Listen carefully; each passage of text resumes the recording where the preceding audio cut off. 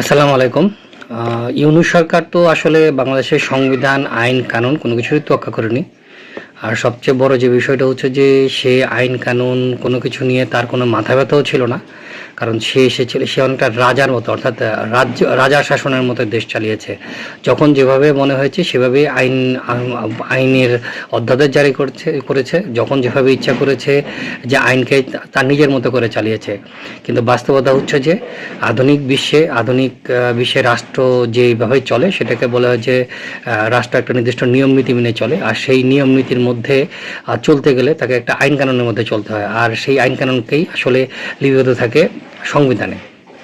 তো জামাত ইসলামী এবং এনসিপি তারা মনে করেছিল যে তারা এখনও ইউনূসের শাসনেই আছে, তাই তারা সংবিধান, আইন কোনো কিছুকেই তোয়াক্কা করছিল না। তারা নিজেদের মতো করে আইনের ব্যাখ্যা করছিল, সংবিধানের ব্যাখ্যা করছিল।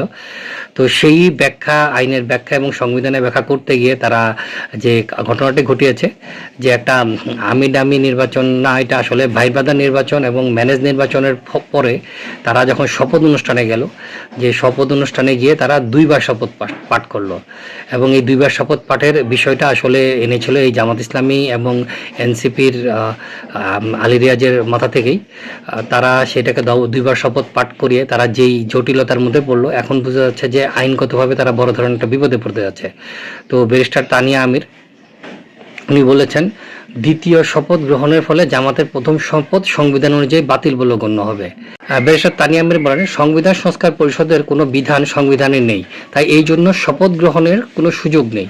যখনই দ্বিতীয় শপথ হবে তখনই প্রথম অর্থাৎ এমপি পদের শপথ বাতিল হবে। আর ৭৮টি আসনে যারা দ্বিতীয় শপথ নিয়েছেন তাদের আসন শূন্য ঘোষণা করে সেখানে উপনির্বাচন হবে। যেহেতু সংবিধান মেনেই শপথ নেওয়া হয়েছে, সেখানে এটাই একমাত্র উপায়। তো এটা বলে উনি আসলে যে আইনের একটা দিক উনি উন্মোচন করলেন এবং উনি যে জিনিসটা সকলের সামনে তুলে ধরলেন, এর মানে হচ্ছে যে সরকার চাইলে, অর্থাৎ বিএনপি চাইলেই, এই মুহূর্তে যেহেতু বিএনপি সরকার, যেহেতু ইউনূসের সরকার নাই, দস্যু ইউনূসের সরকার নাই, সেহেতু এখন চাইলেই বিএনপি আদালতের মাধ্যমে, আদালতে গিয়ে এ ব্যাপারে যদি কোনো সুরাহা দাবি করে এবং সুরাহার মাধ্যমে যে ঘটনাটা ঘটবে সেটা হচ্ছে যে জামাত ইসলামী এবং এনসিপির লোকজন যেই শপথগুলো নিয়েছে সেটা বাতিল হয়ে গেলে তারা সংসদীয় থাকবে না, অর্থাৎ তারা আম ছাড়া দুটোই হারাবে।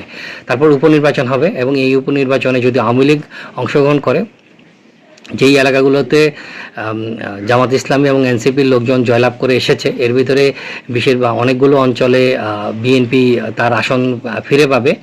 আর যেটা ঘটবে সেটা হচ্ছে যে বিরোধী দল হিসেবে আওয়ামী লীগে চলে আসার সম্ভাবনা রয়েছে। তো এই দিক বিবেচনায় জামাত ইসলাম যে দ্বিতীয় শপথটি গ্রহণ করেছে, দ্বিতীয় শপথটি গ্রহণ করে তারা শুধু নিজেদেরকে হুমকির মধ্যে ফেলেনি, তারা আসলে এই মুহূর্তে সংসদ সদস্যপদ হারানোর একটা ঝুঁকিতে পড়ে গেছে। ধন্যবাদ।